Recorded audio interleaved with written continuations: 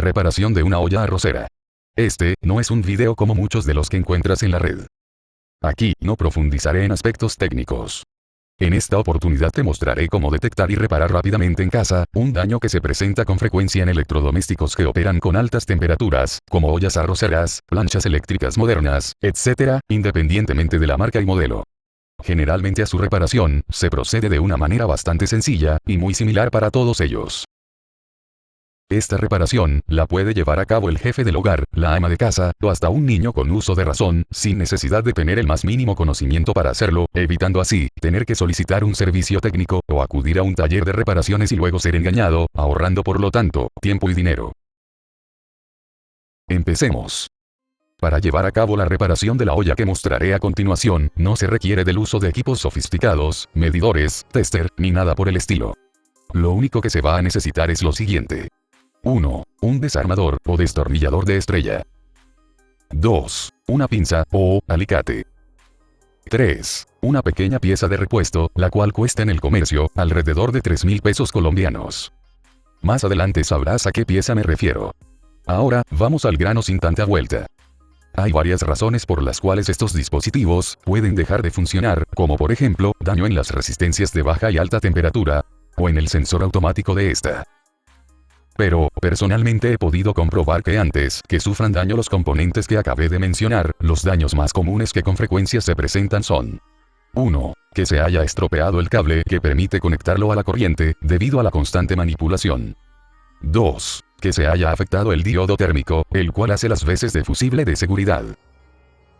En un alto porcentaje, cuando un electrodoméstico de estos no vuelve a encender y deja de funcionar, es debido a daño en el diodo térmico.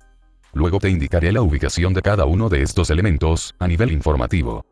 Entonces, antes que nada, lo primero que debemos hacer es revisar cuidadosamente el cable de alimentación de corriente, para estar completamente seguro que se encuentra en perfecto estado.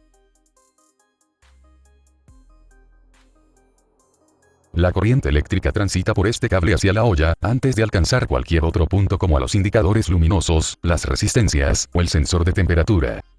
Por lo tanto, si este componente se encuentra afectado, la olla no funcionará. Ahora, si consideramos que el cable se encuentra en buen estado, lo instalamos en la olla y lo conectamos en el tomacorriente, para elaborar un diagnóstico.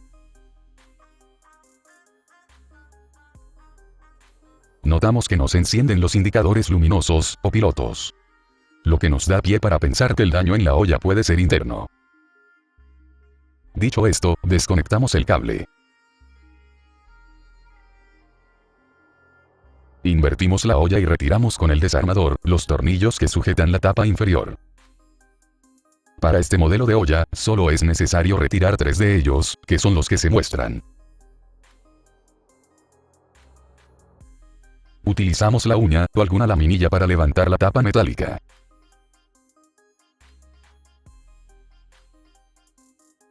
A continuación liberamos y retiramos la cápsula de pasta que cubre el receptor del cable, que se encuentra instalado a un costado de la olla.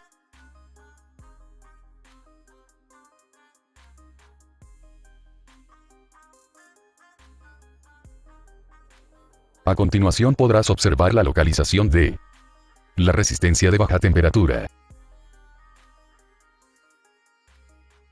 la resistencia de alta temperatura, el sensor de temperatura, y la pieza que generalmente se afecta. Esta se encuentra cubierta por una funda térmica aislante. Para observarla con más detalle, desconectamos uno de sus terminales eléctricos y retiramos la funda protectora.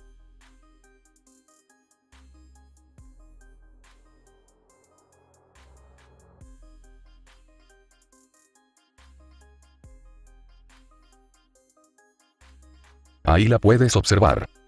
Esta pieza es el diodo térmico. Puedes notar que uno de sus extremos difiere del otro, en su forma y color. Es de vital importancia tener presente el sentido cómo se encuentra instalada dicha pieza, para su posterior reinstalación. Retiramos por completo la pieza, y la observamos detenidamente.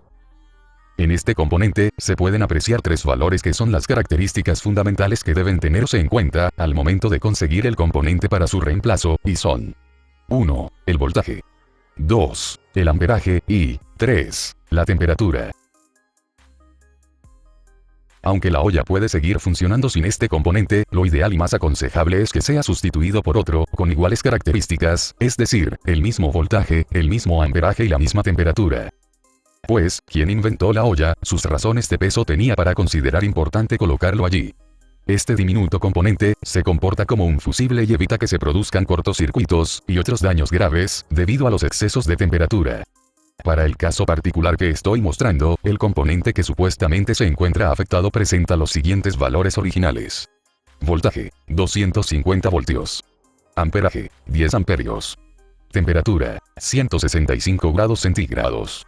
En muchas ocasiones estos componentes, que vienen originalmente desde fábrica, son difícil conseguirlos en el comercio, con los valores idénticos. Aunque es posible conseguirlos, la única característica que puede ser diferente, es la temperatura, siempre y cuando, ésta no se encuentre a más de 4 grados centígrados por debajo, o por encima del valor original. En este caso, reemplazaré el componente afectado, por otro con los siguientes valores. 250 voltios. 10 amperios. 169 grados centígrados, es decir, 4 grados centígrados por encima del valor original que es, de 165 grados. Lo protegemos con la funda térmica. Acondicionamos los extremos de los terminales y procedemos a instalarlo, asegurándolo en su sitio, en la posición y sentido correcto.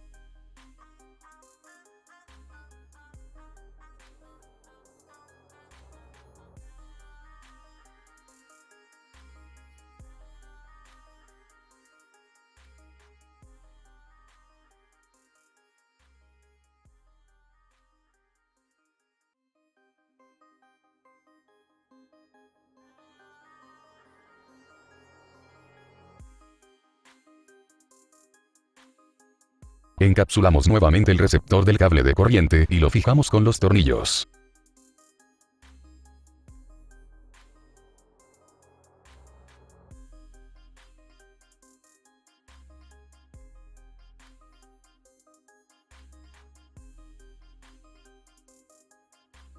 Instalamos la tapa metálica inferior y la aseguramos.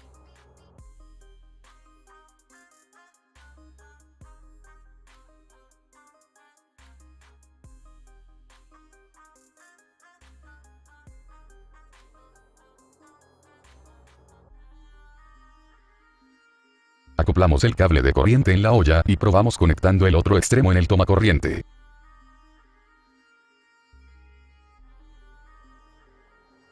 Observamos que ya se iluminan los indicadores luminosos, lo que indica que el daño ha quedado superado.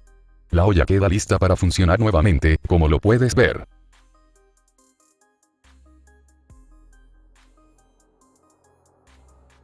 Nota: si observas que la palanca de control que se encuentra junto a los indicadores luminosos se dispara sin que se haya terminado completamente el proceso de vaporización, es debido a que el sensor ha perdido sus características y debe ser sustituido.